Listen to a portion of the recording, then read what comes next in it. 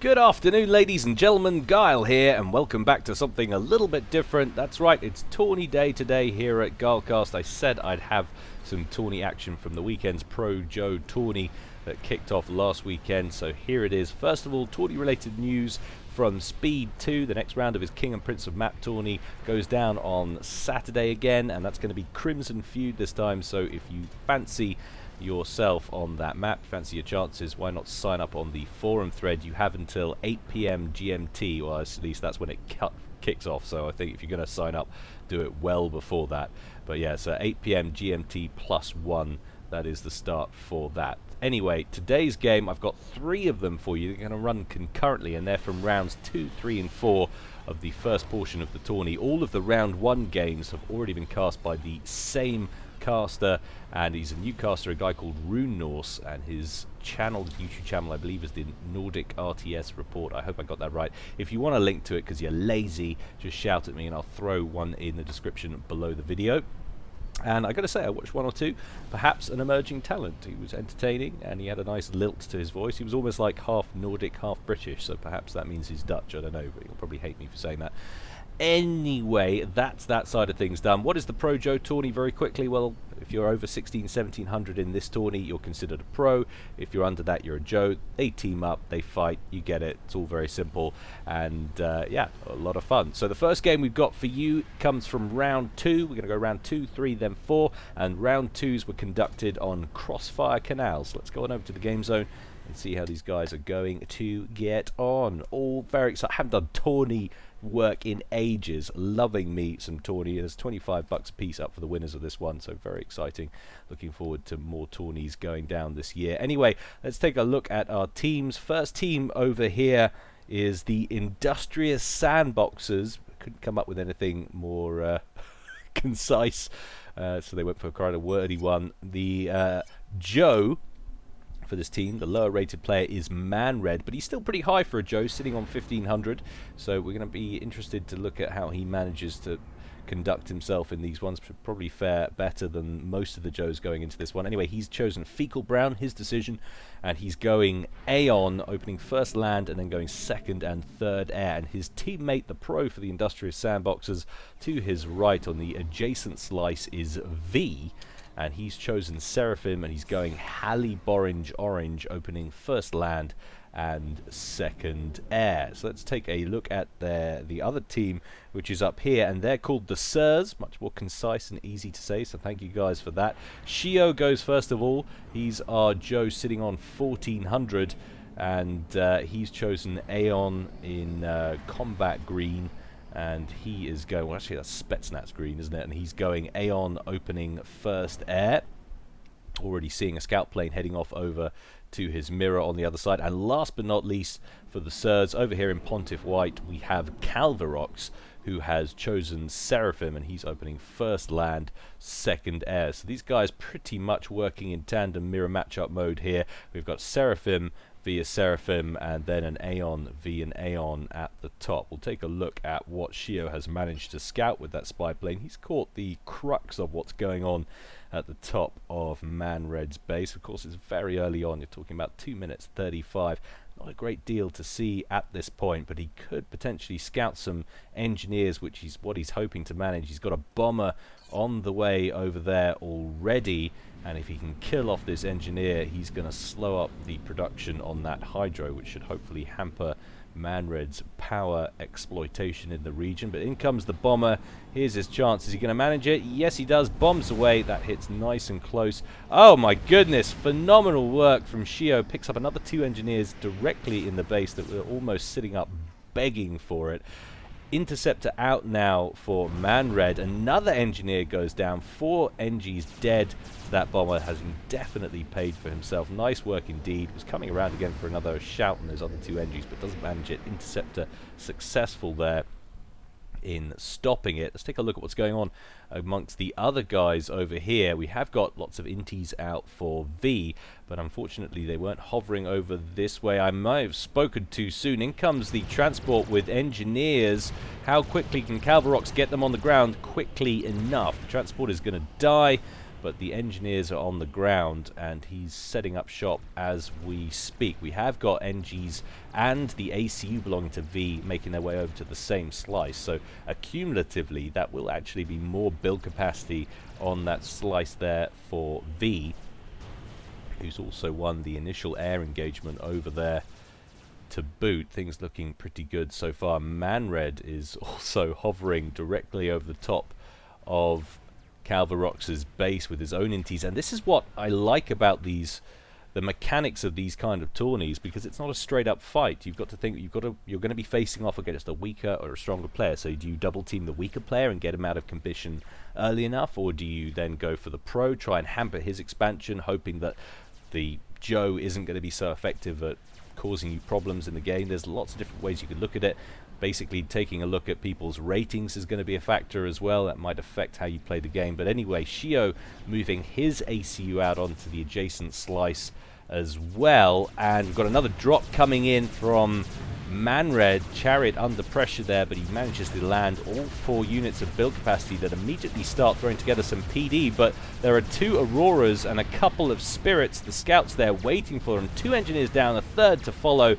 Will the engineer manage to get it up? No, he won't. And that is a critical loss there for Manred's expansion plans. Very nice work from Shio, getting that early group of land units to what was obviously going to be the potential landing point for any expansion from Manred. Manred now losing out. He lost the chariot on its way out, and of course all 4 of the engineers on the ground as well. So very good work there from Shio. Another bomber lurking ahead over the top of Calvarox's base there, belonging to V, trying to get a solution on some engineers, but I think he's going to be shot down before he manages to kill anything. A couple of inties now lurking in the area, and still no bomb from V. That's one of those really annoying little aspects. You can't get the right firing solution, you can't get the angle of approach correct, and you end up with a dead bomber without any joy whatsoever. Meanwhile, Manred, ACU, making landfall to the far left of the picture. He's queued up 3 land factories and a PD, and you can see it looked like Shio had some kind of intel. There you can see it there, and then ping going down, probably working out that that was something not to be trifled with. A couple of Auroras not going to have any effect against the ACU there, of course, so he's going to leave that well alone. Shio and Manred both on this slice now, both with a couple of land factories to boot, more or less, or at least Manred sitting on 1.5. And now both ACUs on this one down here as well. So the game progressing quite evenly at this point. The first 7.5 minutes gone. Let's take a look at the eco side of things. 33 for Calvarox, 31 for Shio, 27 or 23 for V. Is he having power issues? No, he's not. And what was it? 29 for Manred. But it's all changing by the second, so we can't read too much into it as of the moment. Calvarox looking like he wants to break out of his little facility here with his ACU. Has a couple of Zooies there to assist. And V going to give that ACU a wide berth. Not going to hang around any near, but there's a constant stream of air engagements over the top of this slice. And no sooner does one side seem to get the upper hand, more reinforcements arrive for the other team and change the picture completely. And now the ACUs getting in range of one another. V and Calvarox exchanging a little bit of fire. V does have a lot of reinforcements on the ground, but they're a little bit further away from the ACU.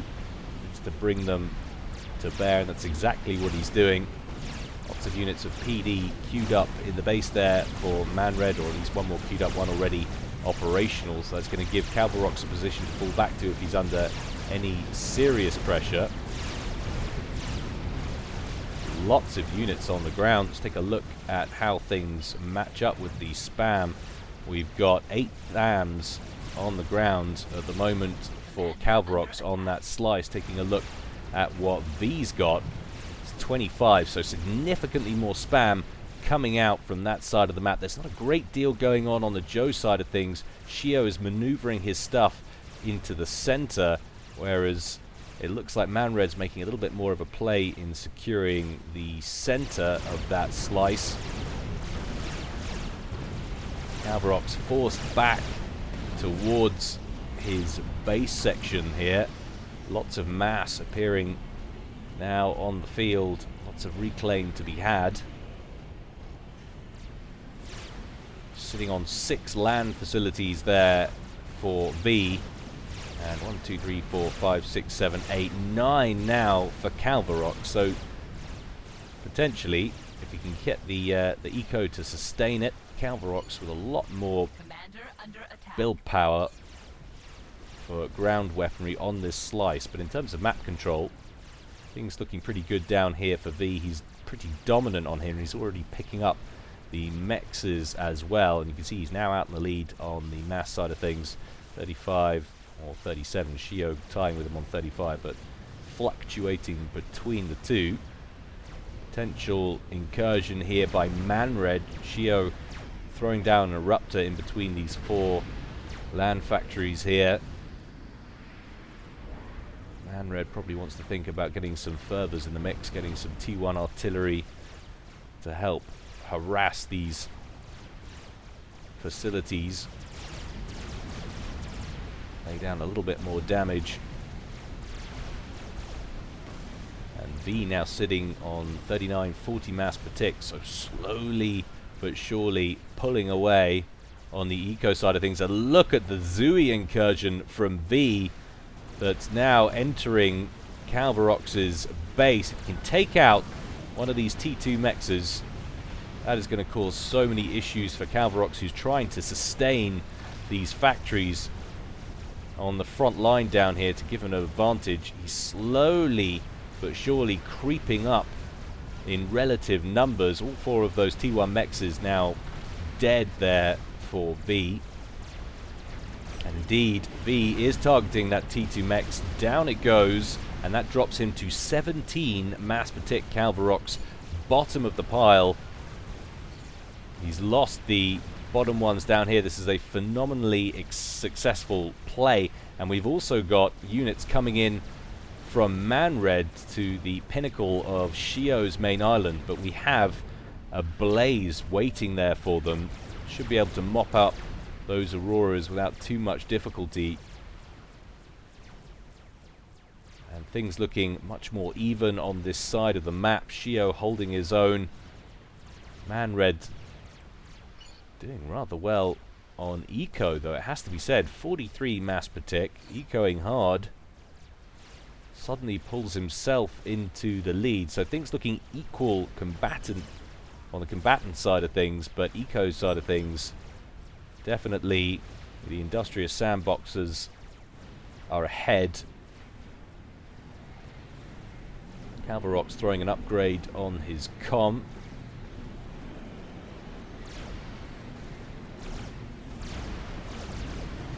A few units to the side of the action here for Calvaroc's. In danger of getting nuked. Is he going to save a few of them? I think he is. And V throws together another factory, and now he's getting an upgrade on his own commander. About that time I'd start to be thinking of T2, maybe a T2 PD creep, shove Calvaroc's off this island, but this is such great work from V. The Zui's causing so many issues,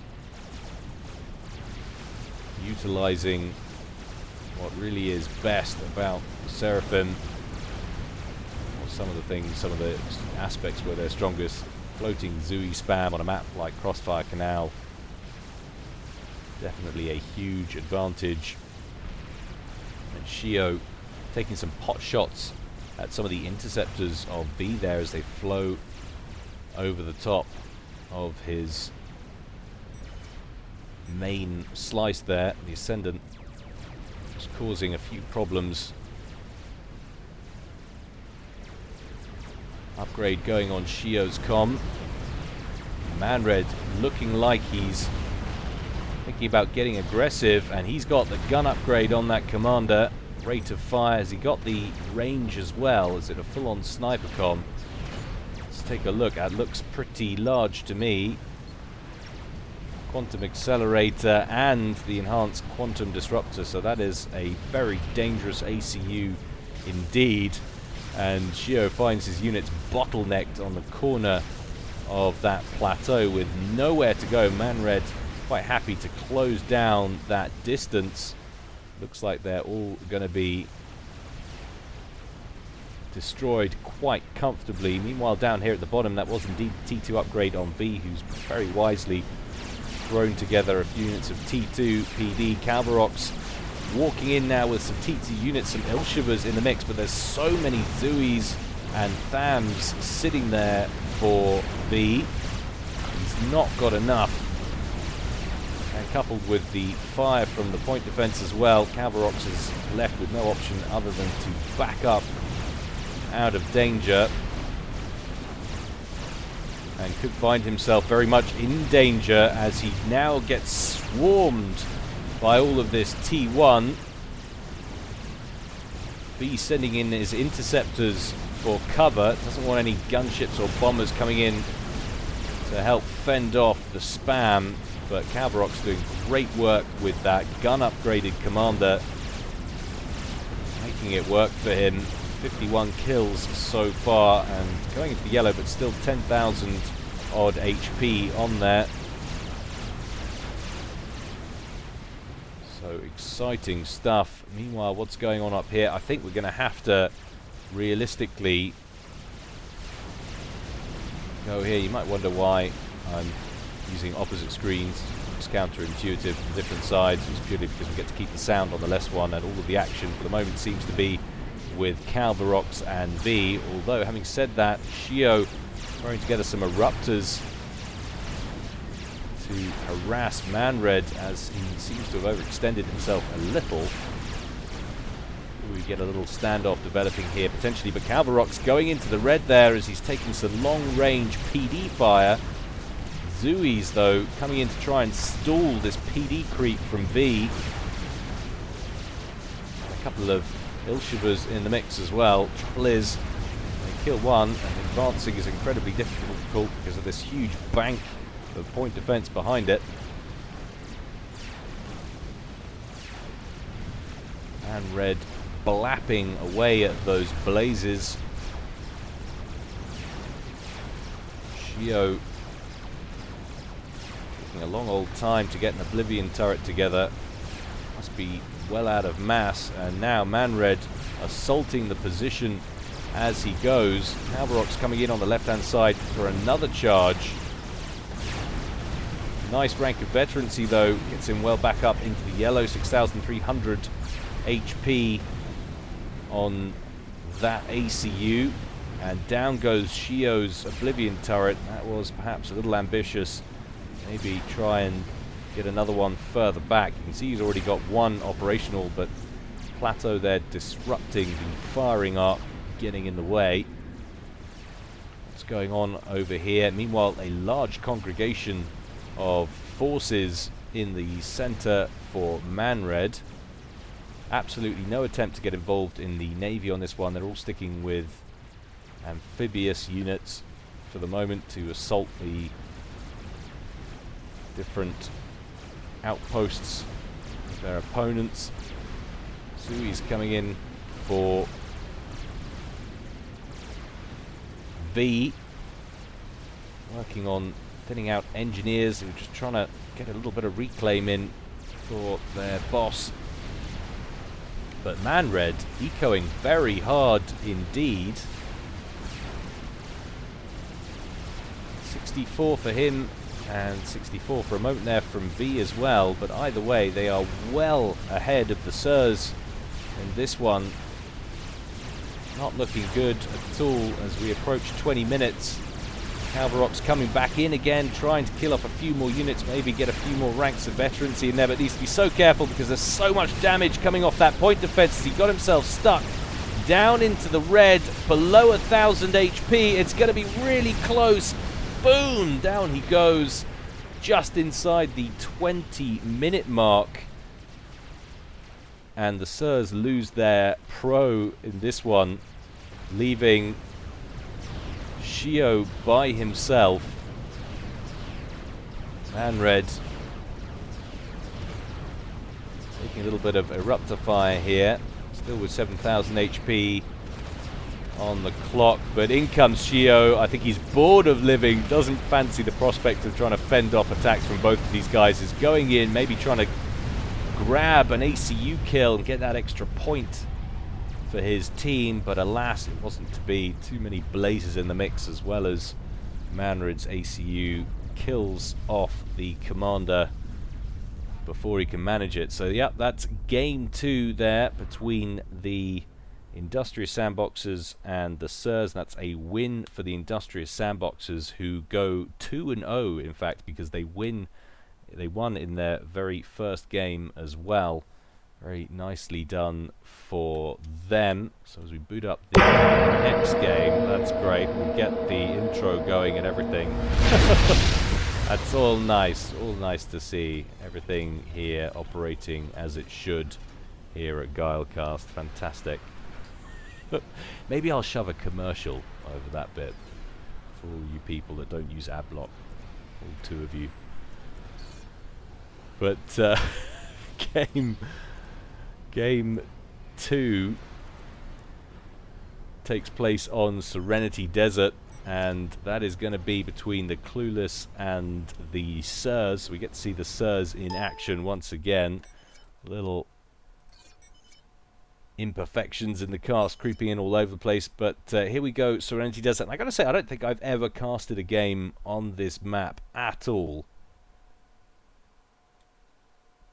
I definitely haven't. I've never played on this map. I've never casted on this map. We'll take a look at that in just a second. We'll keep this running at 0 speed just so we can have a good old look at it. But anyway, let's take a look at our teams. Top left up here, we've got the Clueless, which I got to say, I think is pretty harsh. I'm sure they're not.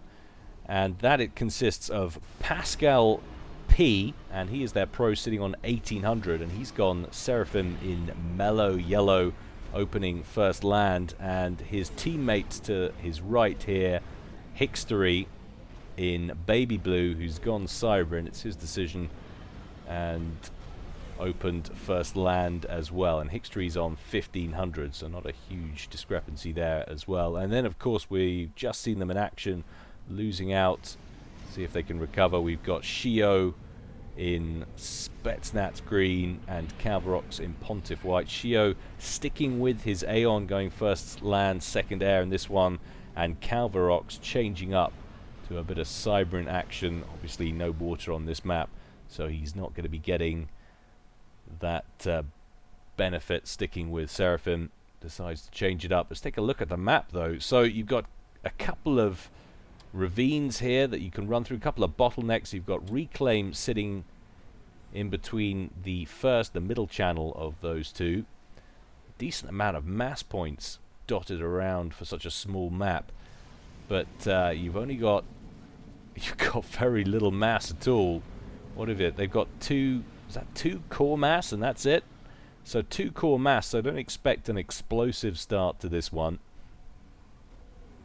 But large, flat, broad surfaces on this central plateau, which is nice. A little bit more Reclaim in the center, hopefully provoking a rush to the middle if that's possible.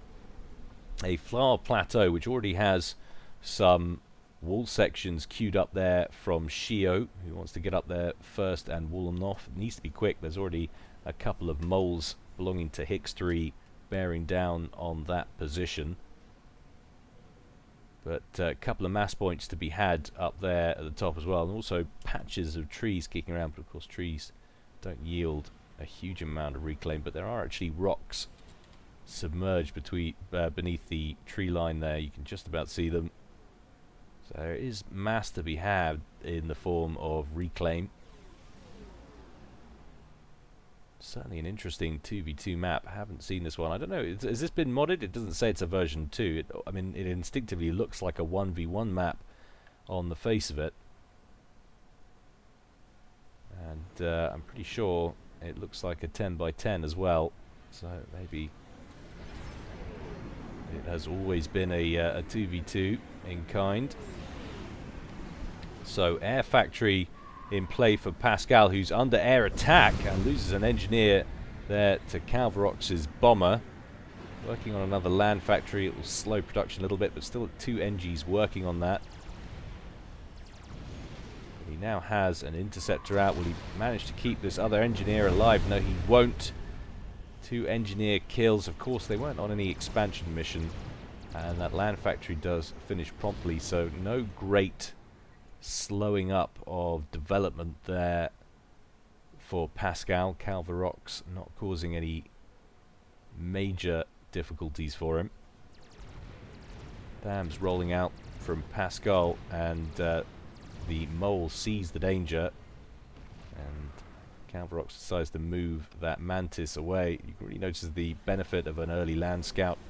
It can give you that mantis's sole purpose in life is to kill harmless engineers. He is a murdering bastardo, and that mole, that little spider buddy of his, allows him to keep that dream alive, and indeed might well manage it. Conflict kicking off in the center though. Hickstry coming across a small band of Calvarox's mantis.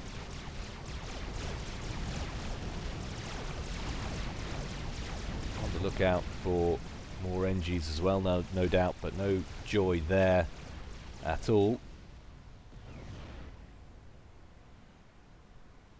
Early mass isn't hugely telling, but what it does tell us is that Calvarox has spent a lot of time focusing on harassment for not much gain, and not a lot of time developing his eco. 18 mass per tick is significantly better than the 13 mass per tick he was on just a moment ago. But that is beautiful. 3 engineers caught out, desperately trying to expand, and another one in jeopardy on his reclaim mission, forced to retreat. But Pascal does have his ACU in the area. He can direct this to the left. He should be able to stall this attack.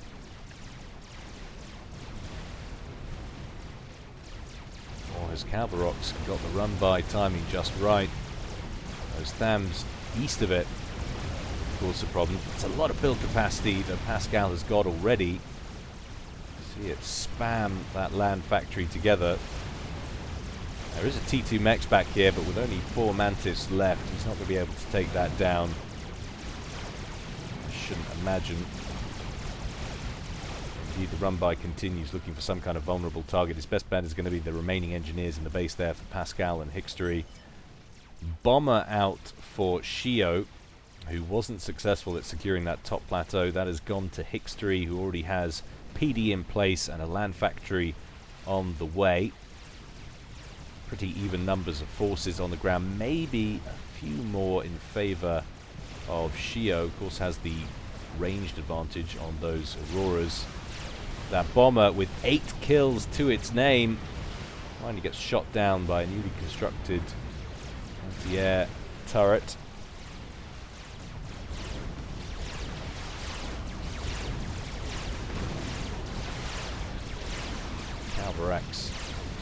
Calvarox and Pascal go at it, ACU to ACU. 7,500 HP left on Pascal, and a snifter under 8,000 for Calvarox. Reasonably even numbers of spam on both sides. Pascal, though, sitting on 25 mass per tick, Calvarox on 19. So you're wondering how long can this continue. Calvarox has transitioned to T2 though, so he's got hoplites in the mix. But we've also got T2 emerging from Pascal. He's working on Ilshivas, some of the strongest T2 units in the game. Those hoplites though could cause some major difficulties. Point defense is not going to be completed as all of the build capacity is eradicated. And as soon as the Ilshiva rolls off the conveyor belt, Calvarox just overcharges it. And that HQ is going to go down. 10,400 something mass up in smoke, which in the first 10 minutes of the game is a brutal loss indeed. Pascal coming forward, trying to put some pressure on, but there's a lot of units down here for Calvarox. And fortunately for Pascal, Hickstry coming to his aid with that ACU. Now, does that mean Shio is going to take the opportunity to move? Yes, he is. In fact, all of the units up here for Hickstry are being pulled as he recognizes the threat from Calvarox. Very nice work indeed from the Sirs here, looking to do better than they did in that last round.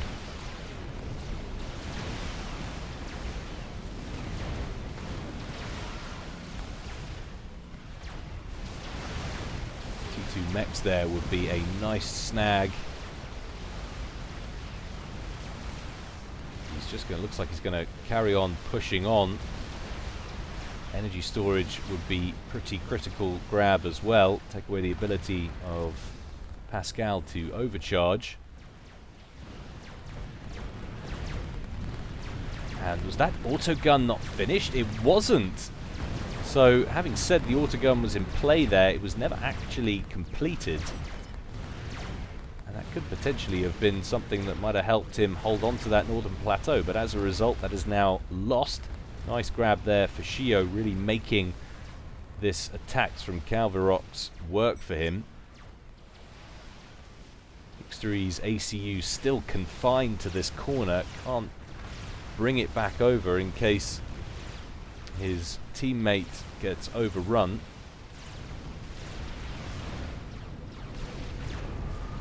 And now, how the tables have turned, Calvarox has the map control. He's asserted himself in the eco gain, not running away with things like Shio on 41, but he's on 23, and he's bullied Pascal down to a paltry 15. So his gamble of aggression worked. But that T2 HQ has been re-established now for Pascal.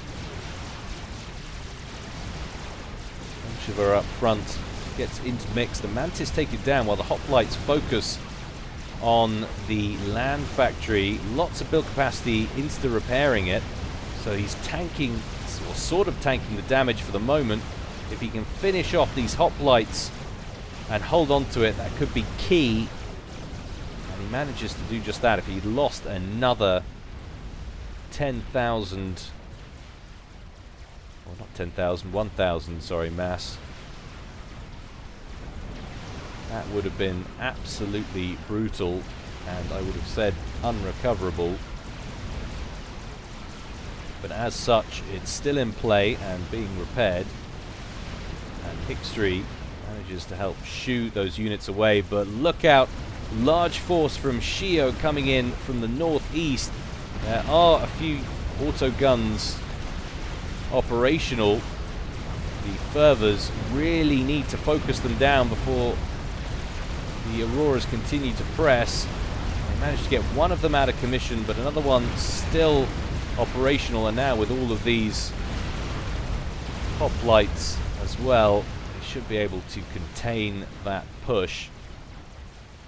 Shio ecoing nicely though. Take a look at reclaim side of things. 7,000 for Shio, Calvarox on 5,000. Pascal, who's had a lot thrown at him, is rightly and unsurprisingly on 10,000, and Hickstry on 4,000. So not a huge amount between the two teams when you add them together. So it all comes down to generated mass, and that is definitely with the Sirs for the moment. Shio running away with eco side of things. Just needs to be careful not to get too cocky. There's very little support in the region for the ACU. Started trying to work on an Oblivion turret there. Shio, tell me you have energy storage. Yes, he does. But he doesn't have a huge amount of energy production, so the recharge time on the overcharge is quite long. Takes a little bit of damage there. Down into the yellow. 8,000 HP remaining. Hickstry chasing him down now. The last few Hoplites there finished off by reinforcing troops from Calvarox. And now it's Hickstry who's taking sustained damage. He might have to think about going for the draw here. Shio goes into the red first, but Hickstry is not far behind, and now it's he that is going to go pop first as he takes Shio with him. Yes, he does, and that is the best outcome that the Clueless could have possibly hoped for. Shio, who was well in the lead on eco, is down and out, and that almost evens up the game, in fact. Calvarox, though, still ahead on eco. But having said that, Pascal with a ton of reclaim on his side of the map that he can now take advantage of. And suddenly this game takes on a whole new dimension. We have no T2 power back here for Calvarox, so he can't be thinking about heading T3 anytime soon.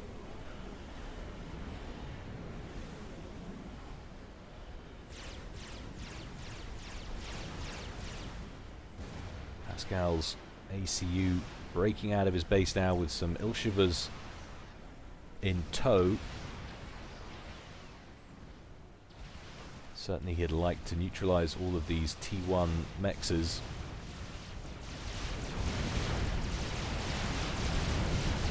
Hoplites versus Ilshivas is going to be a win for the Ilshivas most days of the week.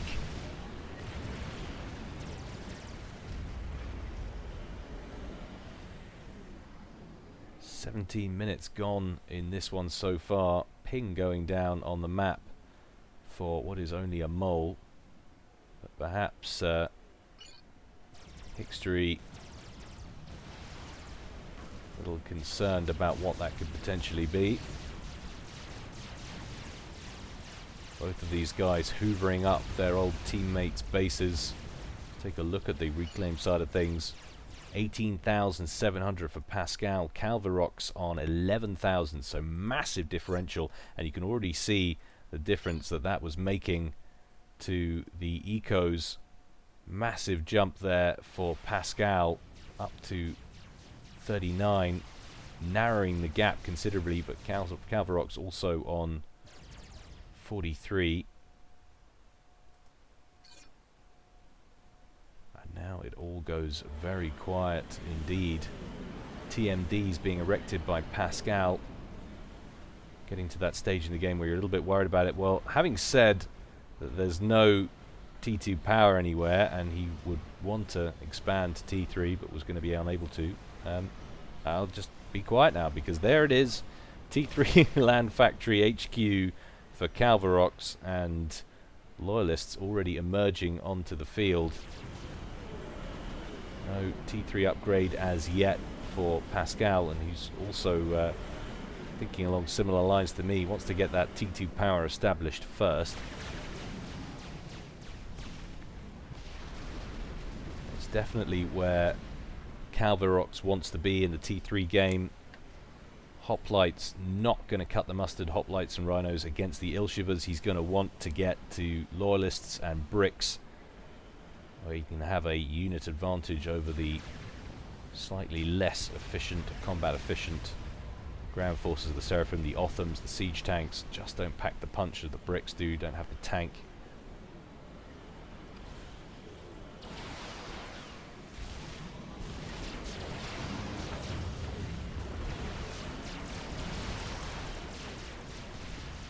Minutes gone in this one. Now still a mass deficit in favor of Calvarox, which seems to be widening again. 43 to 59.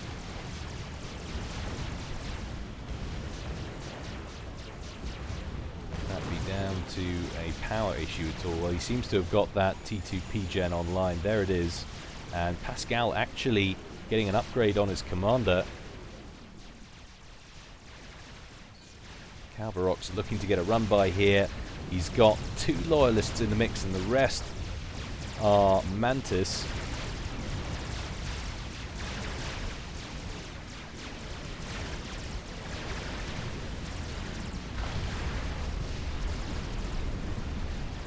He's going to be able to deal with the T1 with ease, but those Loyalists are going to cause major issues. One of them was heavily damaged though, so only one remains. And he's going to focus on all of the build capacity that's assisting this T2 factory and producing more Ilshivas. Tiny down it goes, and that is going to allow Pascal to breathe a sigh of relief. Meanwhile, in the center, he's done a nice job of forcing back those Loyalists. What did Pascal get on his commander? He's got the T2 engineering suite and the gun upgrade. Nice combination of build power, hit points and damage. And a cheeky little T3 run by here. It's been spotted by Pascal's teammate, who pings the area with a move command. But what's he got to attack with? Well, we've got T3 now on the field there for Pascal, and an Otham could not be a more welcome sign for him, as he's got loyalists bearing down on him in all positions of the map. Nice little run by on the other side though, with very little to cover it. Calvarox, can you see it? Yes you can. He has got good intel. Build capacity under pressure once again around that northern T2 factory for Pascal, but the loyalists making their way into the base, and that's an awful lot of them. Core mexes now under pressure. One Otham, trade for two loyalists maybe. Another one comes to support it. I think Calvarox needs to stop trying to kill the Othams and just focus on killing Eco. Meanwhile, in come the Ilshivas on the other side of the map. Build capacity first, and then the T2 mexes, and that T2 land factory was actually upgrading to T3, but it's not going to make it. Down it goes. Back up to the top again, and only, in fact, only one T2 mex was taken out in that. The other three survive, and that was actually a prime opportunity for Calvarox to batter Pascal's eco.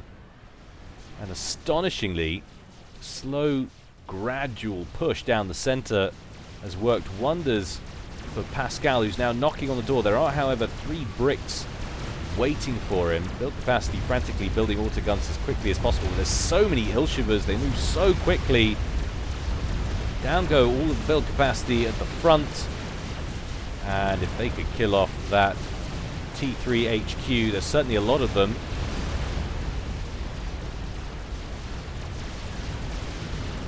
This is going to be absolutely crucial. 4,400 mass for a T3 HQ. Doesn't want to lose it, and indeed he does. Along with it, the ability to build more bricks. He's got loyalists back here, but he's really going to need bricks now that Pascal is producing Othams.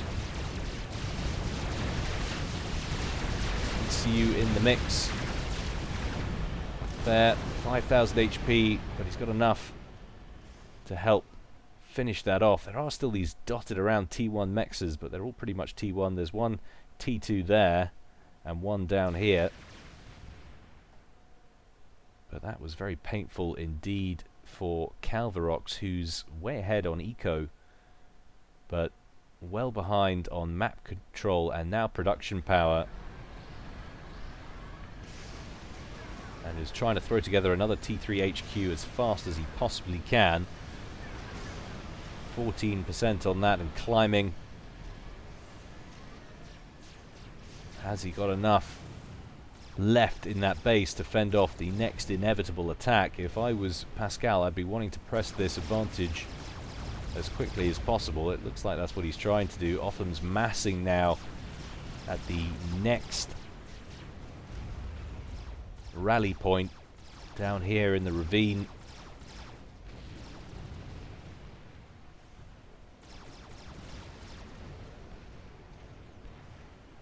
This shows you all the eco in the world won't help you if you haven't got the production power to back it up. But Calvarox manages to complete another T3 HQ and will be relieved to once again be producing bricks out of it. Next main key structure will be an ion reactor.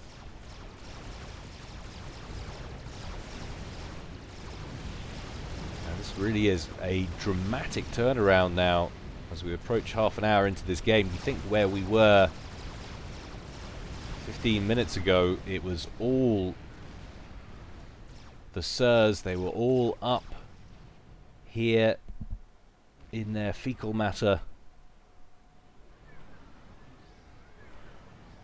causing all kinds of problems. Pascal was completely backed up, was suffering multiple run-bys quite regularly, and now Calvarox finds himself pretty much sitting on just this little patch of land here. He is still upgrading mexes up here, which is kind of risky, seeing as they're in such precarious, undefendable positions now. We've got roving bands of Ilshivers that no doubt are looking just to pick those off. But there's not a great deal of mass down here left, and it's such a huge investment to jump from T2 to T3. But Calvarox no doubt feels that it's worth it. Down goes T2 Mex down there. And that puts Pascal ahead in eco for the first time in a long time. Another T2 Mex and a radar dying a death up there. And another T2 Mex over here. So this is going to put Pascal well and truly ahead.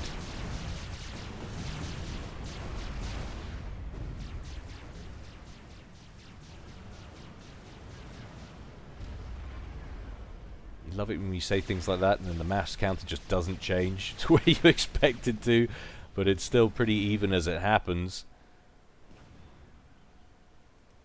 Pascal must be reclaiming something pretty big. Had a sudden spike there in eco, but the next engagement brewing, and needs to be a bit careful here. There are quite a few bricks, but lots more Othams. 15 Othams compared to Calvarox's 9 bricks. He would definitely rather be on the Seraphim side in this one. Calvarox backing up, more PD on the way. And we've got a Monkey Lord that's been started way back here, but only recently. Just 6,000 HP complete on that one. And once again, Calvarox's base bearing the brunt of this one. Actually can't believe Calvarox's play at the beginning of this didn't work. Thought he had Pascal on the ropes. Calvarox's ACU coming in with a couple of clutch overcharges to tip the balance, but he's lost a lot of base structures in that exchange. 2 air factories down, another land factory T3 down.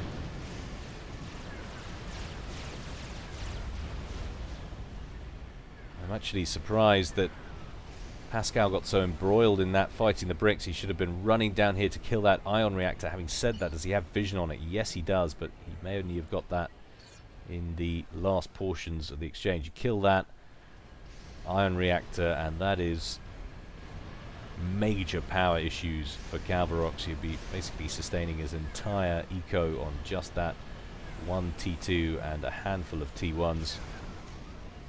Unless he's got any more lurking around up here. Well, not really. One hydrocarbon up there as well, I suppose.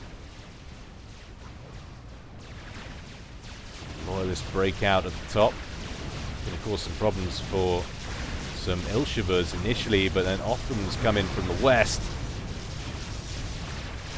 And those main cannon charges land. It's enough to kill that off dramatically. Monkey Lord actually building surprisingly quickly. 17,500 hit points complete of 45. If Calvarox could get this online, that could be a massive game changer. Question is Pascal aware of it? He's got interceptors lurking, and if he's paying attention, he's about to have one pass directly overhead. Well, surely he's seen it now if he hadn't already.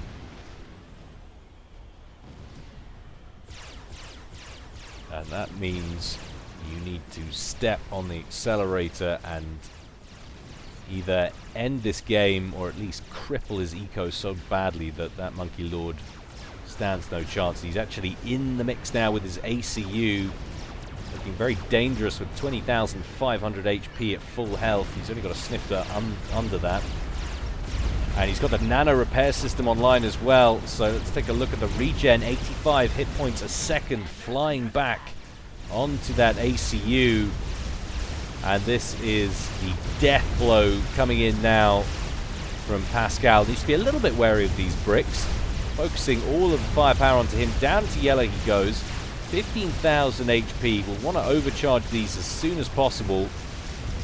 Definitely want to kill off that ion reactor. But the Monkey Lord is nearing 3/4 completion now.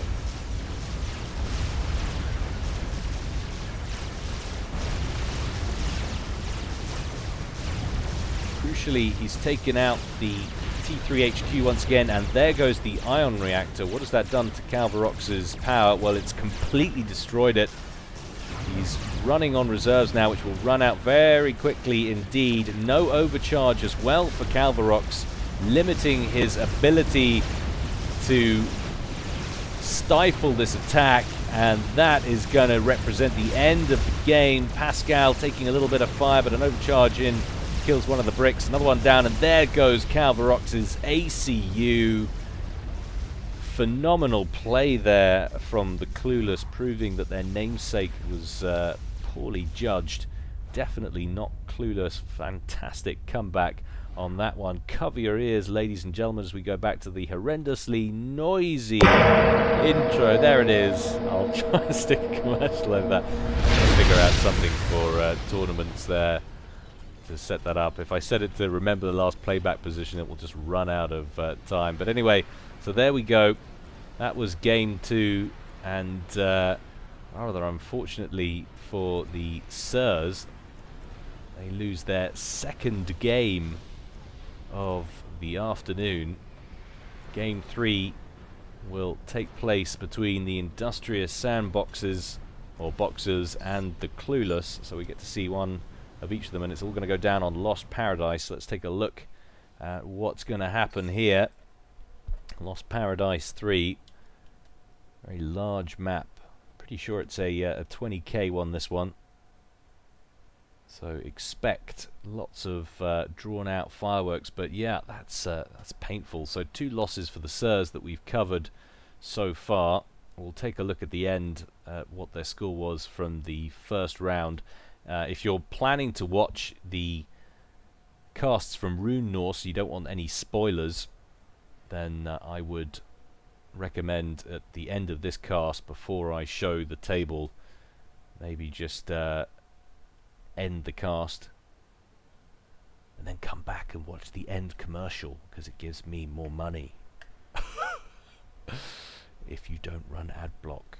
Anyway, let's take a look at our teams. So we're familiar with both these teams, having seen them both in action in previous games. First, on the bottom left section of the map, we have the Industrious Sandboxes, and the top right once again is going to be the Clueless. So back here, rearguard air position, and this is interesting. I don't know whether there was any stipulation about where the pros and Joes had to be placed, but V, the pro, is sitting back here in the air position, and the Joe up front for Man-Red. So let's take a look at the actual makeup of the team. So V is going Aeon, and he's chosen Hallyborange Orange, open first, land second air, and already has a chariot away with some NGs. And his teammate, the Joe up here, Man-Red, has gone UEF this time, and he's open first, second, land, going third air, and he's chosen Fecal Brown. It's his decision. And taking a look at the Clueless, up front, the Joe, once again, is Hickstry, and he's going Baby Blue once again, and going Cybrin, opened first land, second air, and then going land all day, it would seem. And the pro back here going air position is Pascal. He's gone Aeon very wisely, opened first land, second air, and is busying himself about things eco-wise. So look at this. So this is the order of play. Pros expanding to the nooks, these little nooks here, these other starting locations. Obviously, this is classically a 4v4 map. You've got one here, one here, one here, and then the rearguard air position. And it just shows you what esteem the pros hold the air position in this one. If it was up to them and it wasn't a tournament stipulation, which I'm not sure it was, perhaps the Egg Roll or Gorton, if you're watching, the tournament directors for this, could mention whether you guys were telling people where to be placed or not for the maps. But if it was free and up to their choice, it just shows you how important the air position is in these games. These guys feel they can assist their Joes on the ground best with air coverage. So first 5 minutes of this one, very little has gone on combat wise, but that's as you would expect on such a large map with just 4 people playing. Best indication of how things are going is perhaps the eco side of things, and V sitting on just 11. He expanded very quickly indeed and wasn't too concerned about teching up his extractors too early, so he's a little bit behind Pascal, who's sitting on 25, Hickstry on 28, but Manred, like a man possessed, has expanded like crazy and is sitting on 39 mass per tick.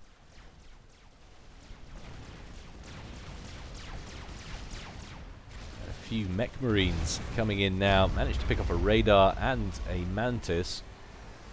Shows you they can still be useful, the old mech marines, in things other than the first 2 minutes of the game, and in ghetto gunships you can still make them pay. Cost virtually nothing to make, but you can, on a large map, you can run them around, pick off mexes, kill engineers. So very cheap to build and a lot of damage. And that looks like that could be a mech kill. We've got a mantis trying to chase them down. But a nice harassment from the sandboxers. Both Manred and V with bombers out going after Hickstry's engineers. Pascal trying to mop up those bombers as quick as he can. Definitely sandboxers looking a little bit more aggressive on this one, looking to cause problems as quickly as possible. And look at this, 3 mantis just running away from mech marines. You don't need to, you can kill them. And he's just realized it. What am I doing? 10 times the size of these guys. Down they go. More engineers being airlifted in from Pascal.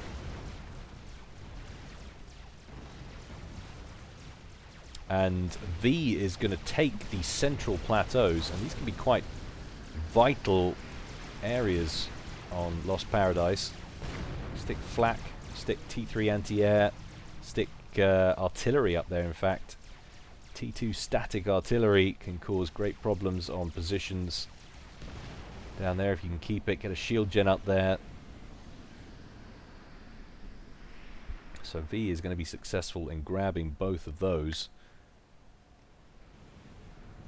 Hickstry bearing down on this left, this west position that's been picked up by V. And look at the difference in that. V has expanded into the Nook and has taken this other starting location. Compare that to Pascal, who is now behind in mass and eco as well, and for good reason. All of these mexes are unclaimed. Yes, Manred has been pushing up here with the odd units, but V has been much more aggressively expanding, and that's going to give him so much in the way of map control and resources. But I think Hickstry could find himself in a spot of bother here. Still, he's got his ACU up front, diligently working on more land factories. Once again, both of these teams ignoring the naval side of things. And it's not actually a bad call in a 2v2. There's so much to kill off, and Navy is such an expense that unless the game starts to go to the distance, there's probably not much point in investing in it. Another airdrop, another chariot laden with engineers coming from Pascal, who would love to be able to claim this other starting location. But just look how well established. We've got a T2 HQ, land HQ for V in the mix there now. It's almost like V is literally 3 or 4 minutes ahead of Pascal in game time.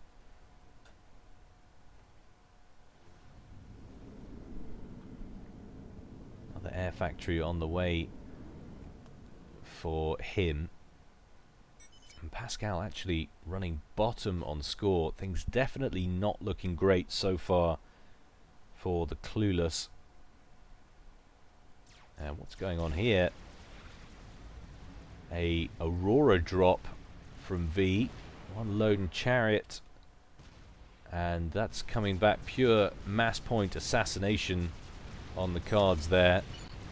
And not enough intel from Hickstry. That's a wise decision from V, judging that with all that's going on, they've had to expand like crazy. 10 minutes only have elapsed in this game. Intel probably not going to be online yet.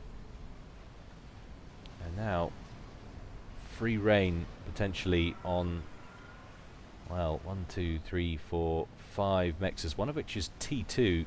He might struggle to get that down in time before support comes from the base, but he could easily come down here, pick this one off, which is 50% complete on its upgrade to T2. That would be quite an achievement, and then he could grab the other 3 T1s as well, and who knows, go on round here before Pascal could potentially respond with some bombers. But a very static game, as is to be expected when 4 people match up on such a large surface. But now Hickstry has decided is the time for the first probing attack on this position. Lines of Auroras, obviously extra range on the Mantis, but much lighter on health. Got to keep them out of range of that oncoming Mantis force. But Hickstry's ACU with gun upgrade is successful at gaining a little bit of territory, and I think he could probably march on in there. Needs to be a little bit careful. There is an Oblivion turret on the ground, and now an Eruptor as well. In fact, another one on the way, so any window for an attack with the ACU is probably closing. But look at this, Pascal still unable to claim this position. Hickstry not in a position to do anything about it either. Has got build capacity up here, could potentially think about it.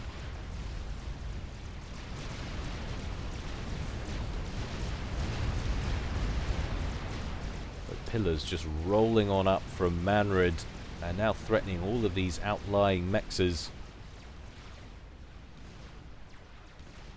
And just look at the tables. 123 mass per tick for V, 99 for Manred, and then 86 and 76 for the 2 members of the Clueless. Industrious Sandboxers really stamping their authority on this tourney.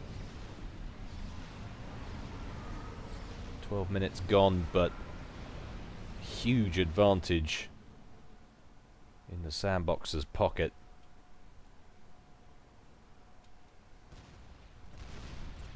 Mexes under pressure once again. Pillars continue their march around the back. 2 more mexes to go, and those Auroras looks like they were successful in picking off 2 of the mexes at the back there before they got killed off.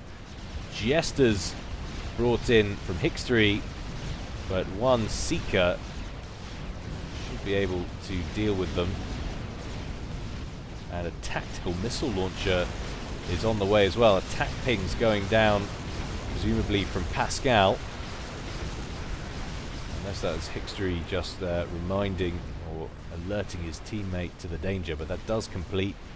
And is there TMD in the base? Well, there is on the way now. Zappers hastily being constructed there for Hickstry after the threat is recognized. We've got another one over here as well.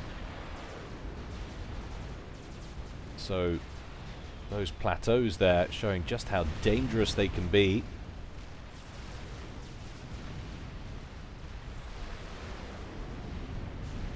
forward position for V under now sustained Viper missile attack.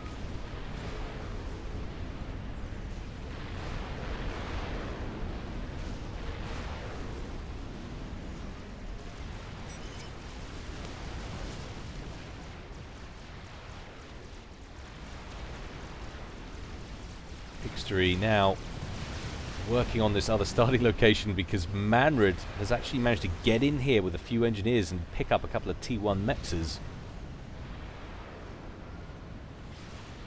The steady stream of pillars is just a little bit too much for Hickstry to deal with, who's sitting mostly on T1 there. He's got the odd Rhino in there, but that's all. And now we're getting TAC missiles out from V, going after vulnerable T2 mexes first. There is a zapper over here, but the range struggles to kill initially that TAC missile. Now that is wisely placed there from Hickstry. Pillars from Manred. Is that a run by through the center, or it must have been? Must have literally come up around the back here. And dead T2 mechs at the back. And Hickstry now sitting on a paltry 62 mass. Is that because he's power locked? No, he's not. Under attack. And Hickstry says, I've had enough of this. Just boldly marches forward with his commander, eating Oblivion Fire. Following up with Mantis Rush. He's got lots of Vipers to back him up, so he can break the shields and focus down the point defense. This should be a win on the ground for him, and Lord knows he needs it, as he's losing mexes all over the place. Broken position there by Hickstry. Nice work. But V has completed a T3 land factory HQ. We've got Serenities, the T3 mobile arties, in play. They take a barrage of hoplite fire, and only one of them remains. But we are seeing Harbingers now there with extra shielding from Asylums. So much build capacity around this land factory HQ. It's going to be tough for Hickstry to take that out. Remember, that's 4,400 mass though if he can manage it. Juicers up front for the bulk of the damage. Vipers in behind for a more sustained bombardment. Tanking it only slightly, and it's not enough. I think he's going to grab it. Yes, he does. And that is a phenomenal push from Hickstry that manages to eradicate that T3 HQ. But V, just looking so strong, has broken the 200 mass per tick. And now we're finally getting a chariot laden with engineers dropping in from Pascal to pick up and try and secure this corner. Manred not looking massively dangerous, although we are starting to see Percival's emerge from him. So this little push is likely to be too little too late. More TAC missiles coming out from those central plateaus. T2 mexes from Hickstry are the order of the day.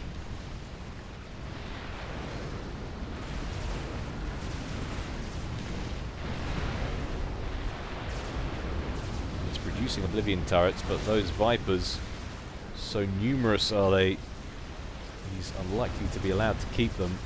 And that was the last T2 engineer down there as well, so no more Oblivion turrets in that position. That is a hold, and a strong one from Hickstry. Nice work, but we've got a new HQ on the way for V. And look at that. Flying up straight into the T3 upgrade.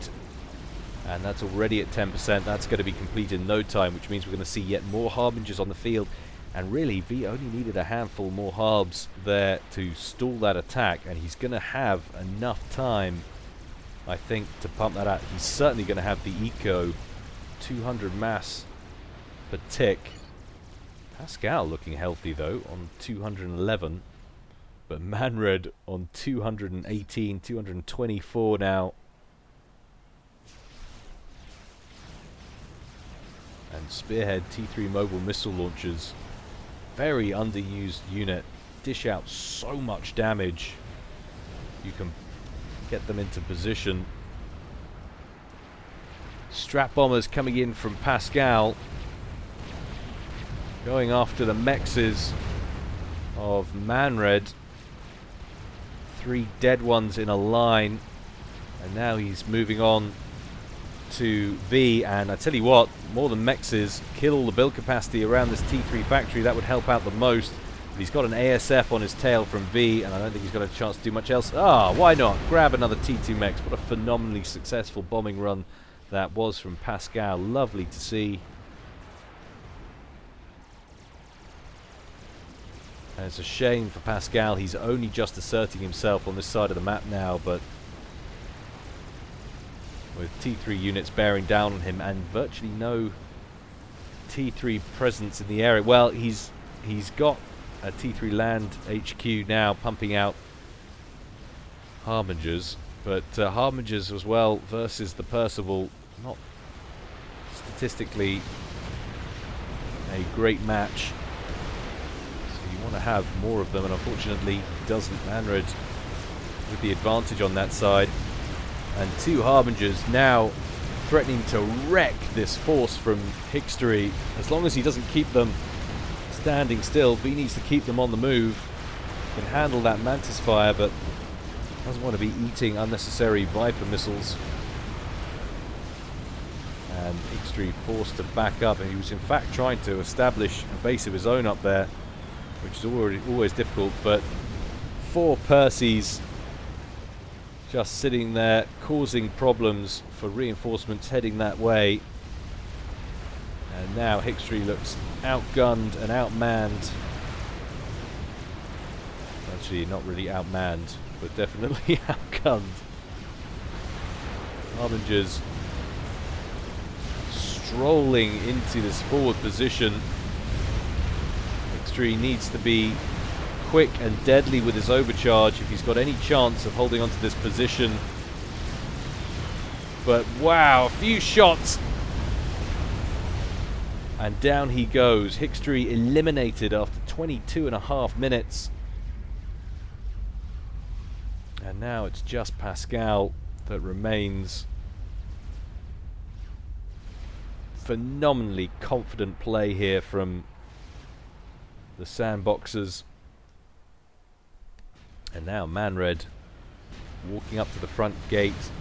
He's got a demolisher, but fortunately doesn't lead with the Percivals. So a Harb picks up the kill. Now 3 for 3. Should be able to see just how much stronger the Percivals are.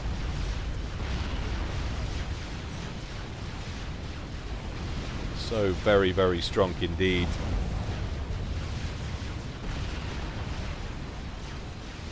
That demolisher needs to stop. It does not need to get that close. But a couple of key rounds in here would kill off all the build capacity.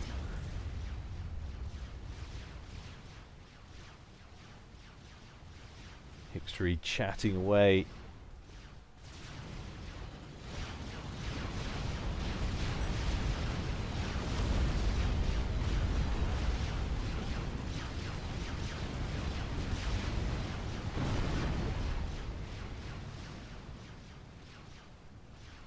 Now Pascal looking incredibly isolated just with his airbase and the Nook, which has virtually nothing other than the Harbingers that he's producing to defend it. Manred needs to consolidate his Percivals and bring them all in together, maximize that firepower, the barrage. And what have we got there? Was that a SCU? It was an SCU on a transport that was shot down by V. So we've got a quantum gateway.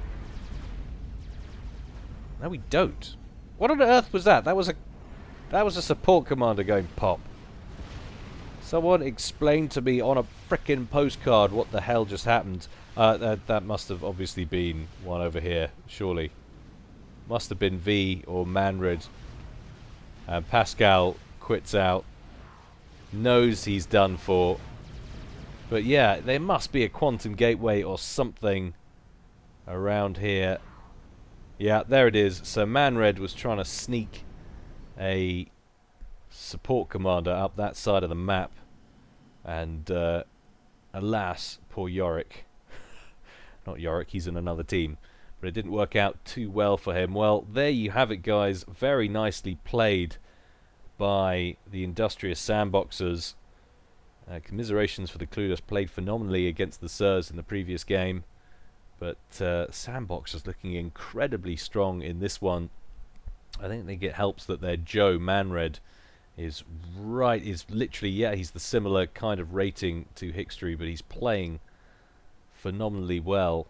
And V, he's just on another level. I don't know if V is the highest ranking ladder player we've got in the Pro Joe Tourney. I'm not sure if he is, but he's certainly near the top, if not. So it's not a huge surprise that he was playing as strong as he was. It really was all about this expansion up here that did for the Clueless. Anyway, guys, we take a very quick look at the table here. So if you don't want to know any spoilers from the first round matches because you want to check out Rune Norse and his channel, then look away now.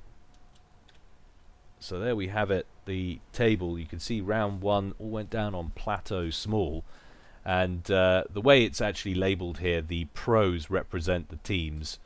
So you can see the Team Ajax played whatever team Taquito was in. Don't know off the top of my head what it was, but taking a look at the results table, and V, that's the Industrious Sandboxers, won all 4 of their matches. So very nicely done indeed. They shall be advancing, as will Ajax, Softly and Taquito. So those teams are the Industrious Sandboxers for V, that's V in Manred, and then Team Ajax, rather unsurprisingly, featuring Ajax and Kois or Kios Q. I'll just name the team after me, Team Ajax. I can't be bothered to come up with a name, that's fine. And then the third one's the Old Married Couple, which is Softly and Rikai, or Rikai as I like to think about it. Those of you who are British and have heard of EastEnders will understand.